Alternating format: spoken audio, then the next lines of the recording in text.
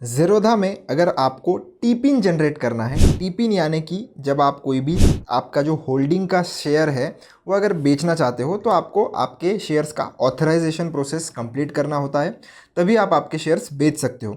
तो उसके लिए आपको टी-पिन जनरेट करके वो सीडीएसएल के वेबसाइट पर जाकर उसे वेरीफाई करना पड़ता है। तो वही प्रोसेस हम आज की वीडियो में देखने वाले हैं और टी-पिन कैसे जनरेट करना है वो भी मैं आपको बताने वाला हूँ।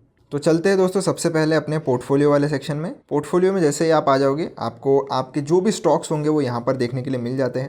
तो जो भी शेयर आप बेचना चाहते हो, जैसे मैं अगर ये निफ्टी 20 का जो ETF है ये बेचना चाहता हूँ, शेयर हो ETF हो कुछ भी हो, अगर आपको इधर दिखाई दे रहा है तो जो भी आपको बेचना है उसके ऊपर क्लिक करिए। क्लिक करने के बाद आपको ये जो एग्ज़िट वाला बटन है ये मिल जाता है, को एग्ज़िट पर क्लिक करना है।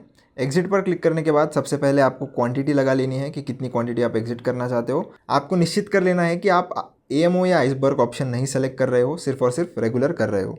क्वांटिटी लगाने के बाद ऑर्डर, लिमिट ऑर्डर लगानी है या मार्केट ऑर्डर, और लॉन्ग टर्म आपको सेलेक्ट करना है, इंट्राडे बिल्कुल भी नहीं करना है।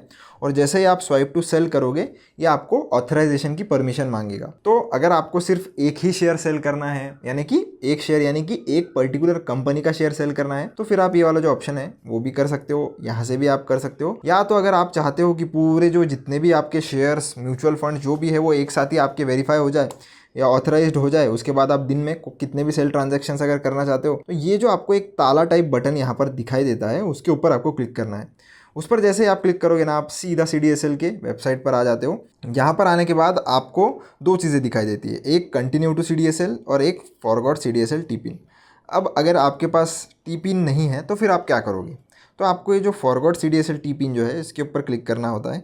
जैसे ही आप क्लिक करोगे आपका जो रजिस्टर्ड मोबाइल नंबर होगा और ईमेल जो होगा दोनों पर ही एक OTP आ जाता है। वो OTP आपको कहाँ एंटर करना है, उसके लिए हम इस कंटिन्यू टू CDSL वाले बटन पर क्लिक करेंगे और वो जो भी OTP हमें आया है वो इधर अभी एंटर कर लेंगे। एंटर करने के बाद वेरीफाई पर क्लिक करना है आपको और फिर से एक OTP आपको आ जाएगा और वो OTP हम एंटर कर लेते हैं। OTP एंटर करोगे तो आपको इधर नीचे अगर आप स्क्रॉल करोगे तो सारी कंपनीज दिख जाएगी कि कौन से शेयर्स आपके वेरीफाई हो जाएंगे और आप दिन भर में उनमें कोई भी ट्रांजैक्शन फिर कर सकते हो। फिर उसके बाद हम एक बार वेरीफाई वाले बटन पर क्लिक करेंगे और अब आप देख सकते हो done, you can now execute the sale transaction.